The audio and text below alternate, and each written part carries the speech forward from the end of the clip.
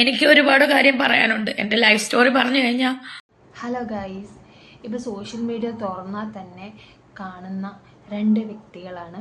ഒന്ന് രേണു സുധിയും ഒന്ന് കിച്ചു സുധിയും. നമ്മൾ ഒരിക്കലും പോലും രേണു സുധിക്ക് പറയാനുള്ളത് എന്താണോ അതങ്ങോട്ട് നമ്മൾ കേൾക്കാൻ ശ്രമിക്കുന്നില്ല. അവർ ജീവിക്കാനുള്ള പെടാപ്പാടാണ് ശരിക്കും പറഞ്ഞാൽ ചെയ്യുന്നത്. ഞാൻ രേണു സുധിയെ സപ്പോർട്ട് ചെയ്ത് സംസാരിക്കുകയല്ല, കിച്ചു സുധി ഒഴിവാക്കി സംസാരിക്കുന്നതല്ല. കിച്ചു സുധി ഈ ലൈഫ് സ്റ്റോറി ഇട്ടത് അത് എന്താ പറയുക, മുമ്പൊന്നും ഇങ്ങനത്തെ സ്റ്റോറികളൊന്നും നമ്മൾ പറയുന്നത് കേട്ടിട്ടില്ല.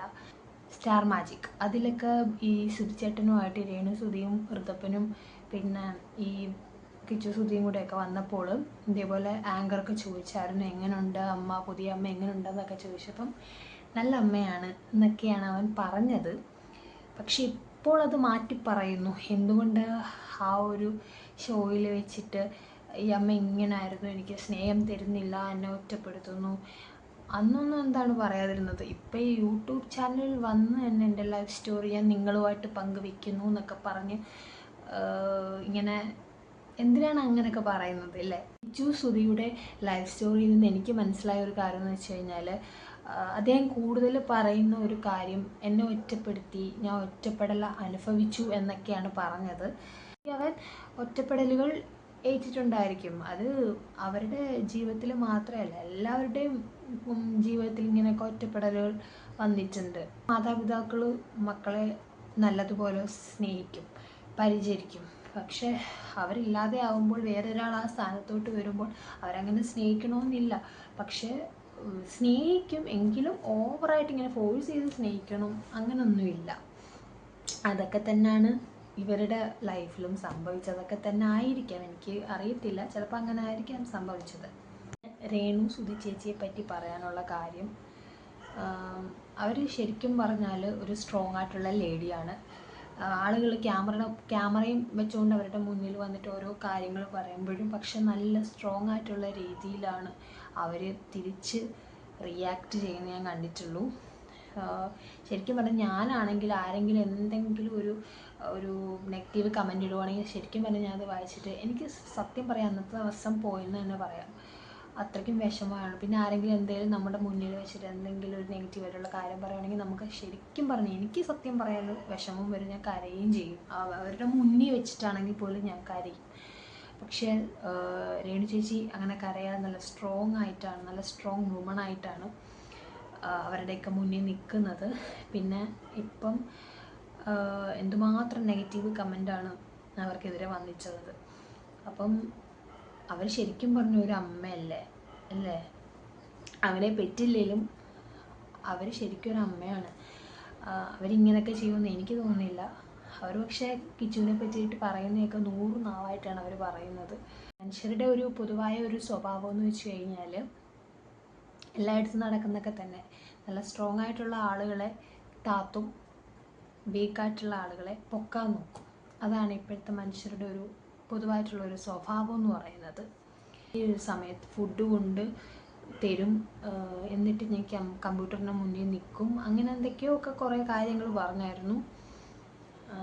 ഈ ഫുഡ് കൊണ്ട് തന്നു പറഞ്ഞില്ലേ, കറക്റ്റ് സമയത്ത് ഫുഡൊക്കെ കൊണ്ട് തരുന്നില്ല, അതൊരു നല്ല കാര്യമല്ലേ അല്ലേ? ഫുഡും തന്നില്ലെങ്കിൽ അത് വേറെ ഒരു ഒറ്റപ്പെടലായി തീർന്നേനെ കേട്ടോ. നമ്മളാണ് അവരുടെ സ്ഥാനത്തെങ്കിൽ നമുക്ക് എന്ത് വിഷമമായിരിക്കും. പക്ഷെ ഇപ്പോഴും അവർ നല്ല സ്ട്രോങ് ആയിട്ടാണ് നിൽക്കുന്നത്. എന്നിട്ട് ഒരു റിയാക്ഷൻ വീഡിയോ ഒക്കെ ഇട്ടു, അതിലവർ കരയുന്നുണ്ട്. പക്ഷെ ആ കരച്ചിലും കണ്ടിട്ടോ ആൾക്കാർ എന്തൊക്കെ നെഗറ്റീവ് കമൻ്റാണ് ഇട്ടിട്ടുള്ളത്. ശരിക്കും പറഞ്ഞാൽ അങ്ങനെയൊന്നും ചെയ്യില്ല കേട്ടോ, അത് മഹാദ്രോഹമാണെന്ന് തന്നെ പറയാം. ഞാൻ അവരെ സപ്പോർട്ട് ചെയ്ത് സംസാരിക്കുകയല്ല, ഞാനും ഒരു പെണ്ണാണ്, ഞാനും ഒരു അമ്മയാണ്. അപ്പം എനിക്ക് അറിയാൻ പറ്റും അവരുടെ അവസ്ഥ എന്താണെന്ന്. എനിക്ക് മാത്രമല്ല, നിങ്ങൾക്ക് എല്ലാവർക്കും മനസ്സിലാവാൻ പറ്റും.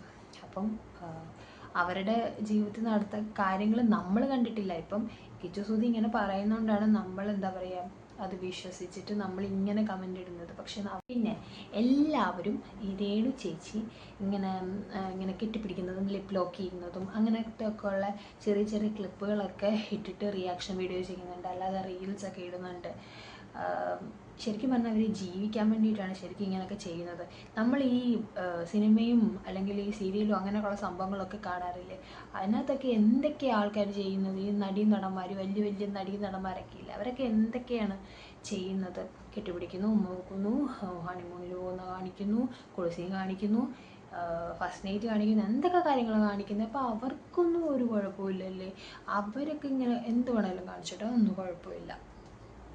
ഈ ബാക്കിയുള്ള ഈ മിഡിൽ ക്ലാസ് ആൾക്കാരിങ്ങനെ കാണിക്കുമ്പോഴാണ് പ്രശ്നം വരുന്നത്. ആ ചേച്ചിക്ക് ശരിക്കും പറഞ്ഞാൽ എന്താ പറയുക, ജീവിക്കാനുള്ള ഒരു ഏക മാർഗമൊക്കെ തന്നെയാണ് ഇങ്ങനെയൊക്കെ ഉള്ള ഷോർട്ട് ഫിലിം ചെയ്യുക, അതും ഇതുമൊക്കെ. അപ്പോൾ അവർ പറയുന്നത് പോലെ തന്നെ ചേച്ചി ആക്ട് ചെയ്യുന്നു, അത്രയേ ഉള്ളൂ. അല്ലാതെ ആ ചേച്ചി ഇങ്ങനെ ഫോഴ്സ് ചെയ്തിട്ട് ഇങ്ങനെ ചെയ്യുമോ അങ്ങനെ ചെയ്തില്ല. കുറേ നാളായിട്ട് ഇങ്ങനെ ഒരു സമാധാനം തരത്തില്ല. എപ്പം നോക്കിയാൽ രേണുസുതി. എനിക്ക് ഇഷ്ടമല്ലെങ്കിൽ നിങ്ങൾ പിന്നെ എന്തിനാണ് ഈ ക്യാമറയും പിടിച്ചുകൊണ്ട് ആ ചേച്ചിയുടെ മുന്നിലോട്ട് പോകുന്നത്. രേണു ചേച്ചി എൻ്റെ ഈ വീഡിയോ കാണുവാണെങ്കിൽ എനിക്ക് പറയാനുള്ളത്, ചേച്ചി ഒന്നും കൊണ്ട് വിഷമിക്കേണ്ട ഒരാവശ്യമില്ല.